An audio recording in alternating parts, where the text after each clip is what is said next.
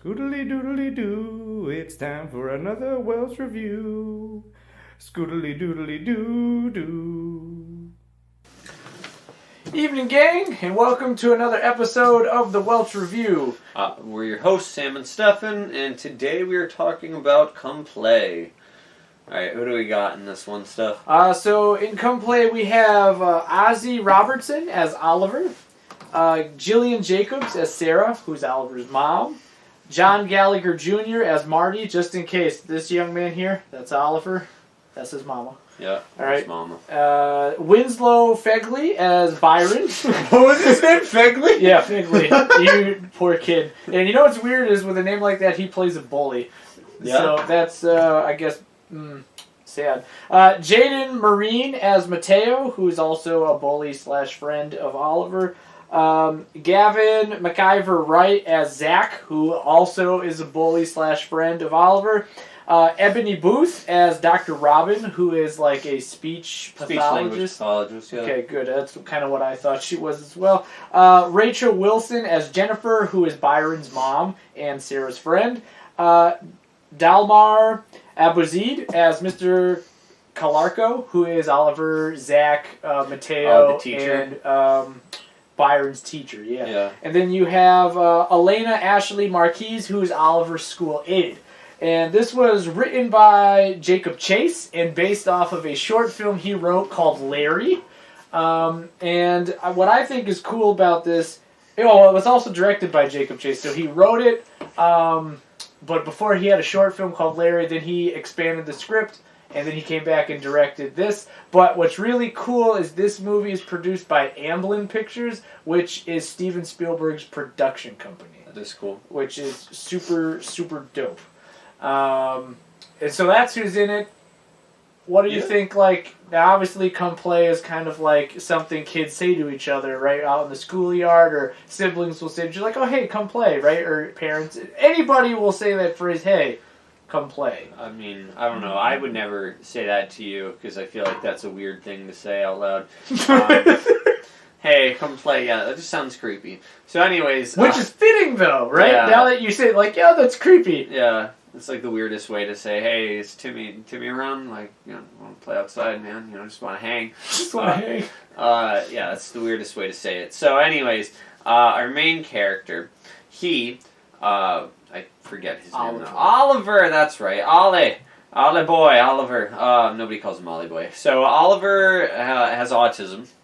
He also is speech impaired, so he basically can't speak, right? He can make some noises, he can make some sounds, but he has a lot of trouble stringing them together into words. So instead, he uses a cell phone, and he's a very intelligent kid, knows how to read, and he can put words together to make sentences. He just has trouble vocalizing. So what he does instead is he has an app on his phone that he can press, some different words and it's in shapes, symbols, I think. Yeah. And it strings together a sentence, or he can string together a sentence that way, and the phone will say it out loud for him. So Oliver's on a device all the time. That way he can communicate, but also for entertainment. So as a result, when a creepy book randomly pops up on his phone, what's it called? Is it called Come Play? Misunderstood Monsters? Yeah. Larry? Which is a story basically about Slender Man. If you know what Slender Man is, it's like a ghost monster thing. Well, not a ghost monster, but like this really tall skinny dude who kidnaps children, brings them to alternate dimensions. That's basically what Larry is. And this is a book about Larry saying that, he has no friends and he lives in your phone and in an alternate dimension. But basically he comes to children who are kind of outsiders or seen as weird, who don't have any friends. And Larry becomes their friend, but really what he's doing is stealing them and turning them into what he is. And you'll see that when they look through the book. The PDF.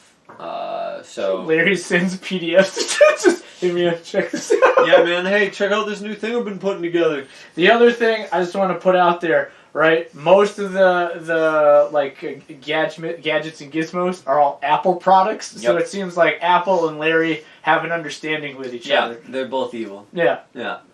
So we'll touch on that later. But anyway, keep going. So Yeah. Larry reaches out to Oliver. He's like, "Hey man, read my book."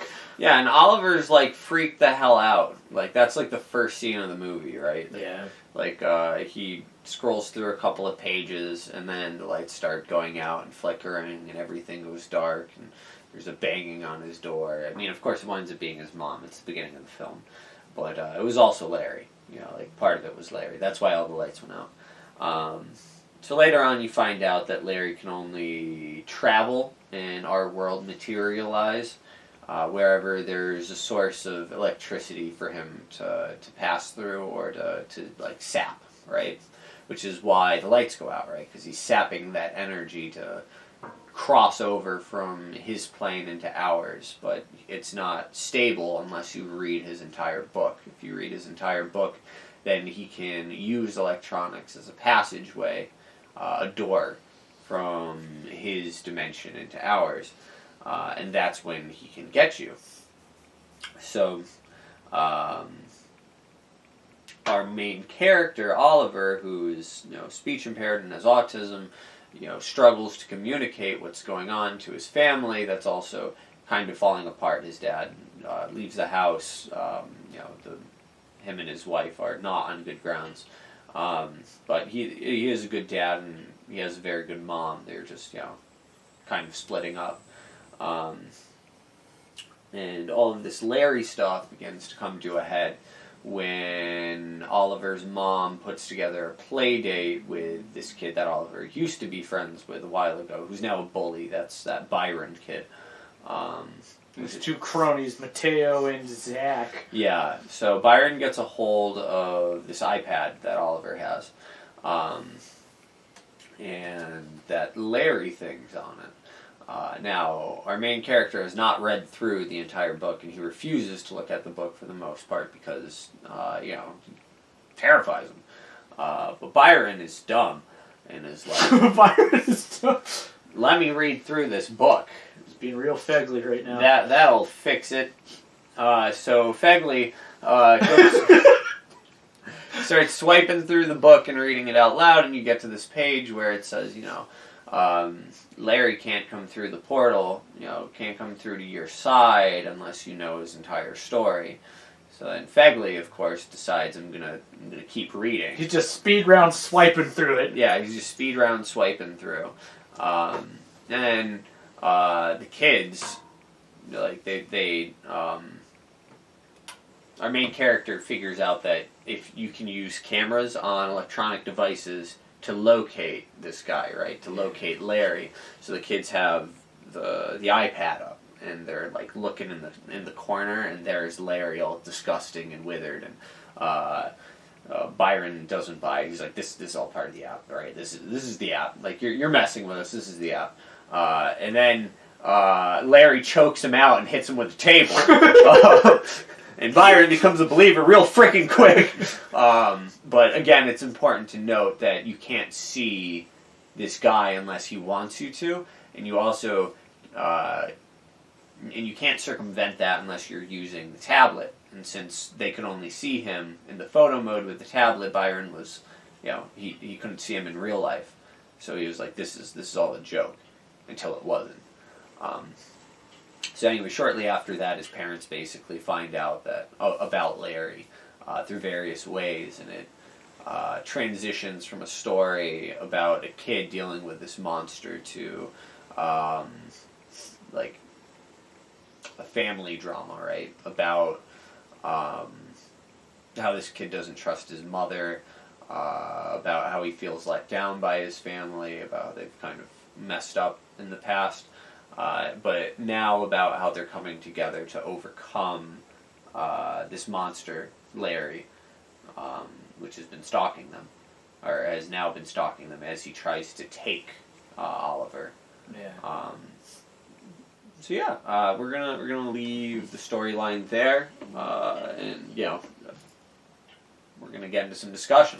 No, absolutely. I think, like you said, right, like the family overcoming it together, right? Because in the story, as you'll see, and I'm about to tell you, he says, like, what is Larry, right? He's all the loneliness, right, in the world that's condensed into this, being. So, like, it's dealing with each of, like, this triangle of loneliness between this family, right? That's kind of fostered this monster to be what it is in some aspects, right? So, I guess, talking about the monster, what did you think of Larry's design? So again, if you've ever seen Slender Man before, he's very much like that, except he's more hunched over. He's like, withered. Like, his whole body is withered. He's very pale, but he's like a long, spindly, humanoid-looking creature. And honestly, he's pretty damn scary looking. Like, it's not a new design, but it's done really well. Yeah. At least from a character appearance perspective. I noticed, did you pick up on this, right? I know it's a Spielberg-produced thing, and I'm sure it wasn't the intention, but it reminded me in some aspects of Jaws, right? Because it doesn't directly show you Larry, and then, like, toward the end, right, that's when you see more of the shark, you see more of Larry, right? Like, especially once he's materialized in the real world, and he's all like, right? Like, woo, Yeah. So, like, I thought that was like, oh, that's a really nifty thing. Instead of boats, right, you're talking about cell phones, right? These are tangible things that everybody has, right? So it's a cool social commentary on, like, oh, the monster behind social media, right? Which is something that children, adults, everyone across the country, right, in the world, at some level deals with. Right? Yeah, what do you think about the... What do you think about the overlying implication? Because, like, the overlying implication of the film is, like, loneliness is coming from the fact that we're isolating ourselves, right? Yeah. Obviously, the example of the kid that he's coming for, Oliver, is a pretty, like, hyper example of that, right? Like, he has multiple social disabilities that segregate him from his peers. But not only that, like, his mother and father kind of segregating themselves from each other. His mother in the past has kind of segregated himself from the one friend that he did have, which I don't want to get too much more into that. You'll see it in the film. What do you think of that overarching idea that, people are in their phones too much and that, it's kind of segregating everybody from each other? No, I think that's a really interesting theme to see play out, like, right? Like, that's in a monster film, essentially, right? Which I think it's really creative, and I think it does have value and merit to an extent, right? Yeah. Like, there are reasons to be in your phone that are important, but there are a lot of things where people are in their phone too much, right? Yeah. And they're not paying attention to what's around them, or they're losing focus on their relationships, right? As seen with the mom and dad, as seen with the mom and Jen, right? And then how Oliver ends up taking the brunt of it with, the kids at school and his peers. Yeah. So I think Mr. Chase does a very good job utilizing that because it's a real problem. Yeah. It's a very real problem. And then, how do you feel about, I'm sorry, if you have another thought, definitely throw it in, but as far as our main character goes, Oliver, how do you think this kid did? Because, like, all that he could possibly do to really get his character across throughout the entire film is, like, be freaking terrified. You know what I mean? Like, that was... it's not easy to be the main character of a film and have no talking lines. You know what I mean? Like, he, again, made some noises here and there. But to convey that just, like, through your face he and had, actions. Yeah, he had to convey all of his emotions physically. And honestly, I think that he did a very good job. But, how do you think, for a child actor of all things, I think especially, like you're saying in the past when we've talked about child acting, right? He probably had a hard thing to do. I don't know if the actor himself is dealing with any disabilities whatsoever. Yeah. Or if, it was all just like, Just hey, acting. this is the role you're playing. Right? Yeah. Either way, he did a very good job, a very convincing job. Yeah. And I thought he brought a lot of emotion and facially and emotionally, right, how he conveyed that. I don't think horror movies necessarily get the same amount of praise their genre counterparts do. Yeah. But like this film again has a lot of really good acting in it. Yeah. And like for especially his other homies in the film, right?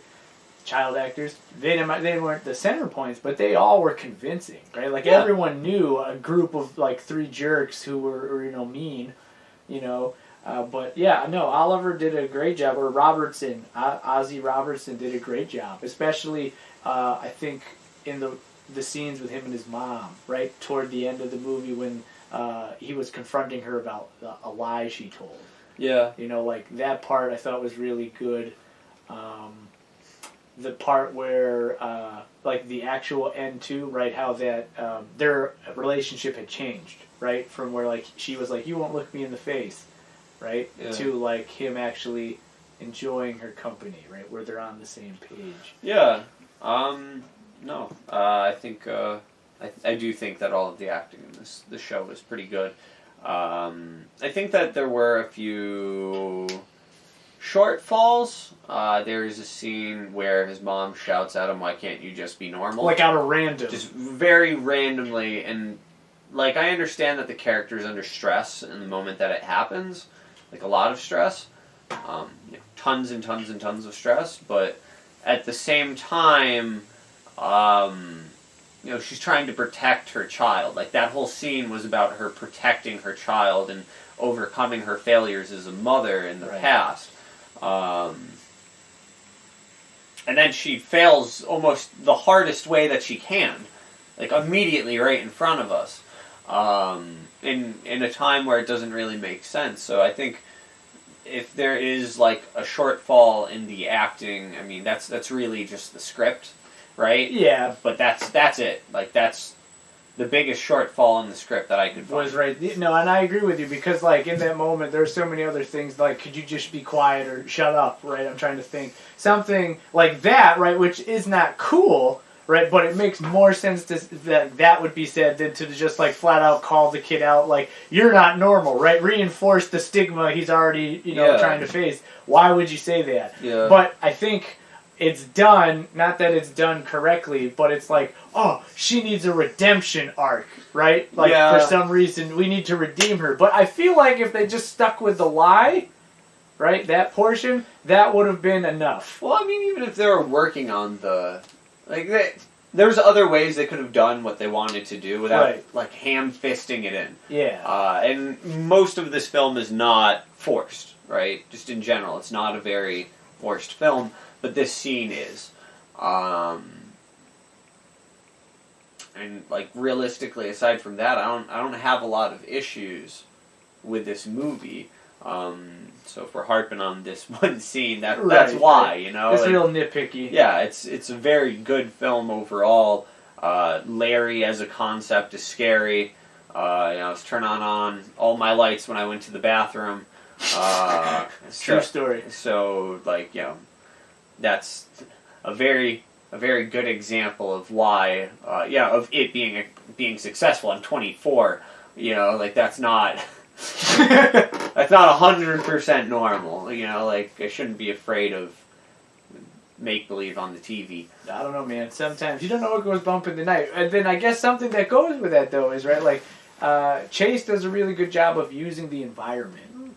Yeah. You know what I mean? Like when that first scene when we're in the bedroom, right, and he gets that PDF drop of Larry's book, his autobiography. Check out my new book. And like it shows the room, right? And you look around the room, and for the most part, it's dark, right? And then you look at a door, and it shows basically like the outline of a body.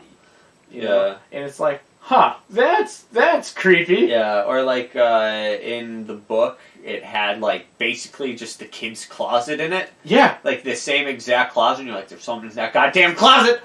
Better stay away from there! Oliver, don't go to that closet! Or like, and like how it utilizes, you talked about the camera, right? Like, Snapchat, right? The filters, Yeah. the photo filters, right? Like, and what it can do, you can swap faces, and like the thing picked up another face while he was doing, like, it's like, okay, that's really smart. And then I think the best one though was when his dad, right, was in the parking lot, 'cause he's a parking garage attendant or a parking lot attendant. Yeah. And like some papers are going like blown in the wind, and you just see like a couple of them hit like this figure. It like hit something an and invisible figure and make out the outline of Yeah. it. And you're like, what? And then as soon as the dad turns around, like they just go back to flowing in the wind. But it's like, wow, like that's. Yeah, like Larry's here, motherfucker. Yeah, exactly. Right? Like, yeah, Larry's here, but it shows you in like not in a creative way. I'm sorry I don't have the word right there, but it's not like, oh hey, boom, there's your monster. It's creative, it builds tension,